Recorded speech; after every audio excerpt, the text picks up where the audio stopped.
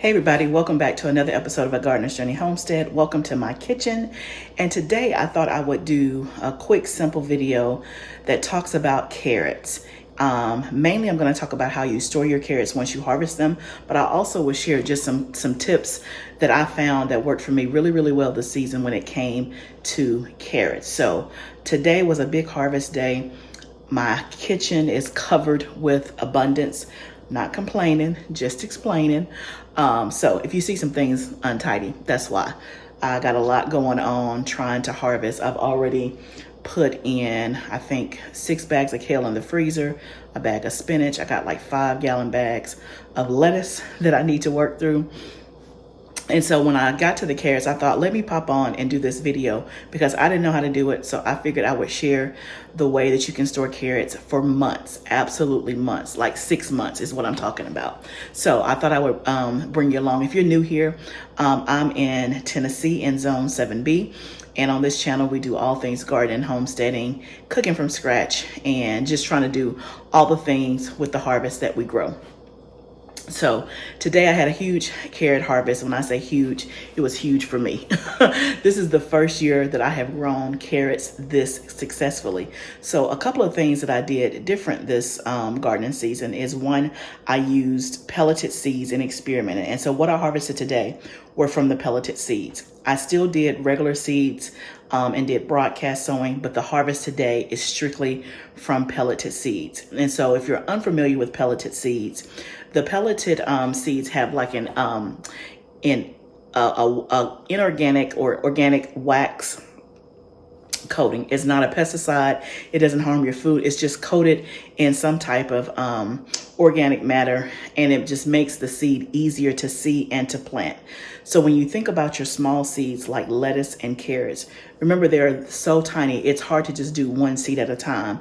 So usually when you are growing lettuce and carrots, you broadcast. So meaning you just kind of take your hand and just kind of go down the row and just broadcast it out because the seeds are too tiny to do it any other way.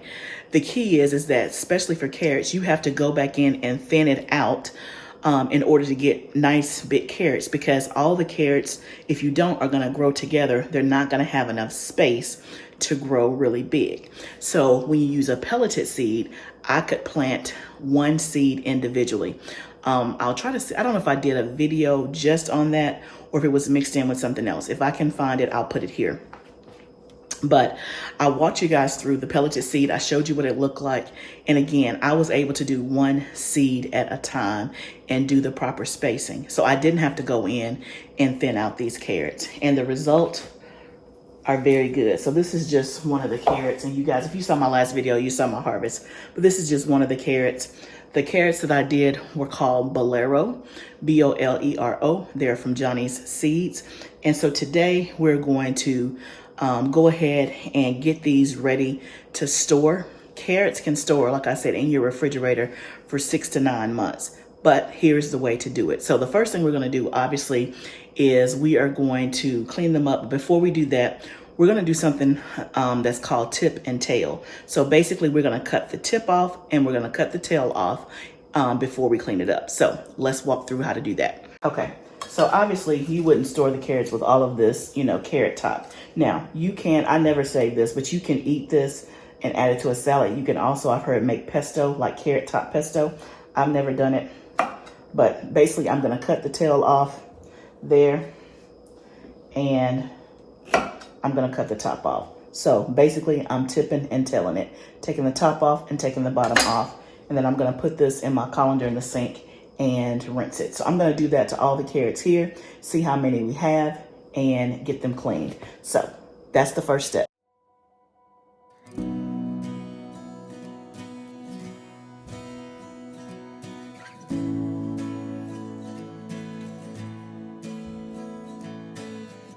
Okay, so here is our bowl of carrots. So the next step, we're just going to wash and get these cleaned up. So that's pretty good, this size bowl for all those carrots. So I'm excited. So we'll get them cleaned up.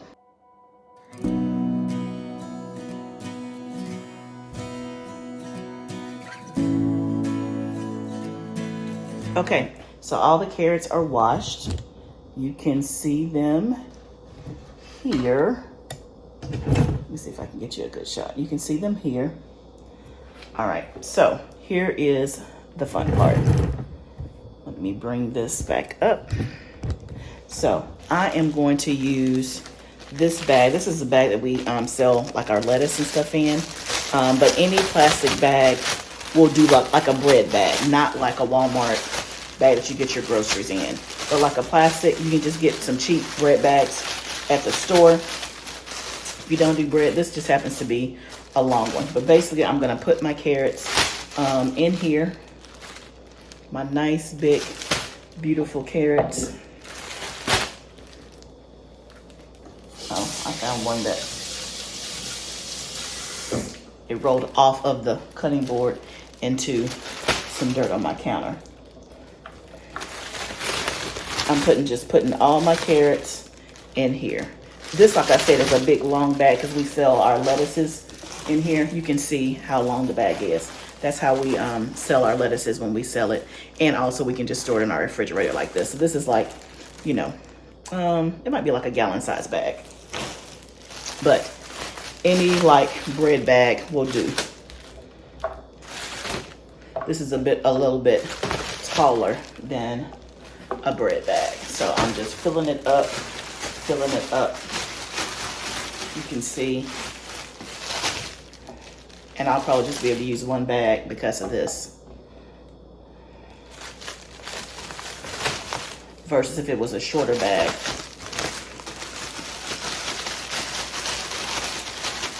So you can just see my carrots are in here just like this. I'm also gonna get a shorter bag because I don't want you to think you gotta have this long bag. So let me grab one of my bread bags as well. Okay, I got a bread bag. So this is shorter, same type of plastic. And I'm just gonna throw them in here.